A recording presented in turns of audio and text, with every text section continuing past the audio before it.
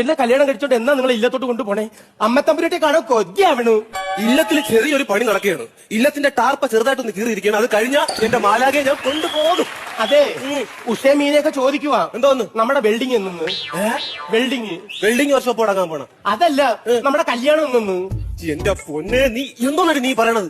എനിക്ക് അത്യാവശ്യം ഇംഗ്ലീഷ് അറിയുന്നുണ്ട്, കുഴപ്പമില്ല. നീ ഇങ്ങനെ നാട്ടുകാർക്ക് വിളിച്ചു പറഞ്ഞു പബ്ലിക്കിറ്റി ആവൂലടി പെണ്ണെ. ഓ, നിങ്ങൾക്ക് ഇതിൽ 5ാം ക്ലാസ് വരെ പഠിച്ചതിന്റെ ഒരു യോഗ്യതയുണ്ട്, നമുക്കതില്ലേ. പിന്നെ നമ്മുടെ മാഷ് പറഞ്ഞല്ല, എന്നെ ഇവിടുത്തെ അക്ഷയ കേന്ദ്രത്തിൽ കൊണ്ടുപോയി പോക്കണങ്കേട് ഇംഗ്ലീഷ് പഠിപ്പിച്ചു തരാന്ന്. പോക്കണങ്കേട് ഇംഗ്ലീഷ് എന്റെ മുമ്പെന്നൊന്ന് പോയി തരാമോ? ഓ, ഗീത ചേച്ചി രമണി ചേച്ചി എപ്പോഴും പറയുവാ നമ്മൾ തമ്മിൽ മേഡ് ഫോർ ഈച്ച് അതർ ആണെന്ന്. എന്ന് വെച്ചാ നമ്മളൊക്കെ സ്വന്തക്കാരാണ്, നമ്മളെ കല്യാണം നടക്കത്തില്ലെന്ന്. ഇനി അവർക്കൊക്കെ ഒരു എന്റെ അടുത്ത് ഒരു ഇതുണ്ട്. കാരണം എന്ന് പറഞ്ഞു കഴിഞ്ഞാൽ അവൻ എന്റെ പുറകെ നടന്നതാണ്. ഞാൻ പിടി കൊടുത്തില്ല, ഞാൻ നിനക്ക് അത്ര പിടി ഓ, എനിക്ക് ഈ ഗ്രാമത്തിൽ കടന്ന് ഇങ്ങനെ ഓടാനുള്ളത് ഇതേ ഉള്ളൂ. അണ്ടെ, നമുക്ക് എവിടെയെങ്കിലും കറങ്ങാൻ പോയത്? നമുക്കൊരു കാര്യം ചെയ്യാം. നമുക്ക് നഗരങ്ങളിൽ ചെന്ന് രാപ്പാർക്കാം. മുന്തിരിവള്ളികൾ തളിർക്കുമ്പോൾ മുന്തിരിവള്ളി തളിർത്തില്ലെങ്കിലാ കാച്ചിൽ വള്ളിയായാലും മതി. അതുകൊണ്ട് ഞാൻ അഡ്ജസ്റ്റ് ചെയ്യുന്നത്.